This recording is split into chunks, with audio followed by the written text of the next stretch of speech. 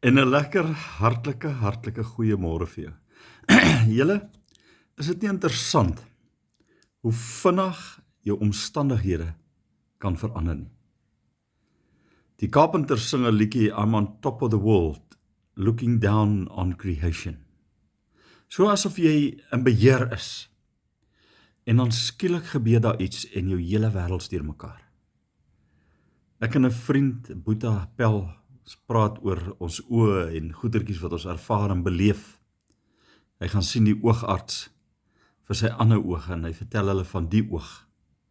Skielik is dit 'n oogoperasie. 'n Ander vriend, Boeta Pel van my, gaan sien die dokter vir pyne en goedjies en nee goed, hulle vat die biopsie, stuur dit weg en wat ook al. Hy het net 'n bietjie pyn. Skielik is dit die groot kanker. Skielik is jou hele wêreld deurmekaar. And you're not on top of the world anymore. You're not looking down on creation anymore.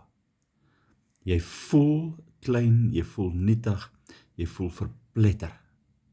En jy is nie in beheer nie. Nou ja, hier is die goeie nuus.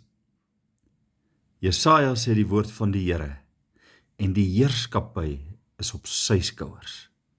En dis waar dit hoort, op die skouers van ons Heer en Meester.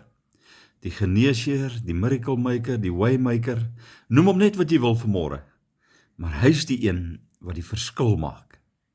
En hy is die een wat ek en jy moet aanbid en in sulke situasies sê, Here, die heerskappy het nog altyd aan U behoort. En Here, inderdaad, die heerskappy was nog altyd Uwe.